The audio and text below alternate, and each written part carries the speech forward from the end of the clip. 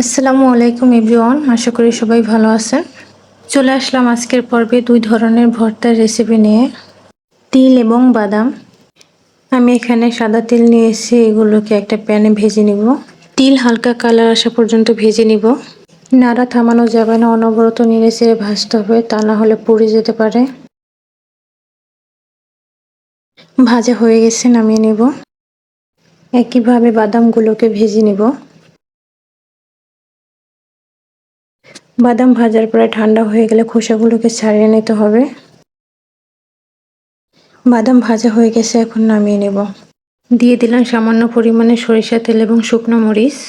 শুকনো মরিচ 50% ভাজা হয়ে গেলে দিয়ে দেব কাঁচা মরিচ। এখন নেড়েচেড়ে আর কিছুক্ষণ ভেজে দিয়ে দেব পেঁয়াজ। পেঁয়াজগুলোকে মোটা মোটা করে কেটে নিয়েছি।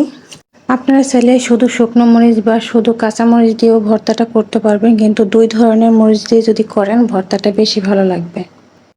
দিয়ে দিলাম সরিষা তেল। এই দুই ধরনের ভর্তা আমি শিলপাটায় করে দেখাবো। আপনারা চাইলে ব্লেন্ডারও করতে পারেন, কিন্তু ব্লেন্ডারের চাইতে শিলপাটায় করলে বেশি ভালো হয়।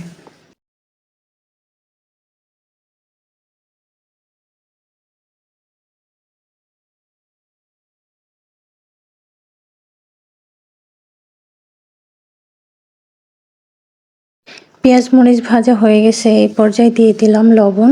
আপনারা চাইলে ভর্তা বেটে নেওয়ার সময় লবণ দিয়ে নিতে পারেন। আমার শাশুড়ি মায়ের কাঁচা লবণ খাওয়া নিষেধ, তাই আমি এই পর্যায়ে লবণ দিয়ে দিলাম।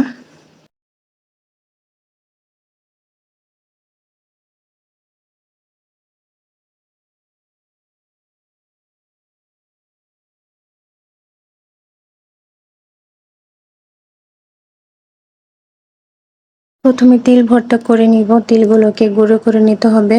তিল গুঁড়ো করা হয়ে গেছে, এখন নিয়ে নিব ভর্তার জন্য যে পেঁয়াজ মরিচ ভেজেছিলাম তার অর্ধেকটা নিয়ে নিলাম।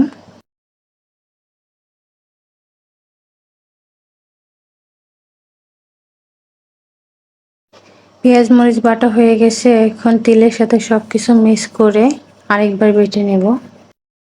ভর্তাটা যত মিহি করে বাটবেন দেখবেন ততই বেশি ভালো লাগবে।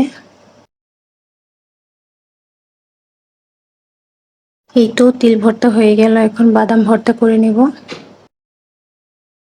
বাদামগুলোকে খোসা ছাড়িয়ে নিয়েছি, এখন গুঁড়ো করে নিতে হবে।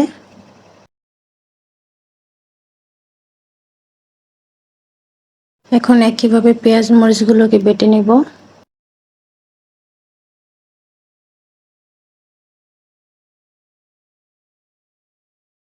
এখন মরিচের সাথে মিক্স করে আরেকবার বেটে নিলেই হয়ে যাবে বাদাম ভর্তা।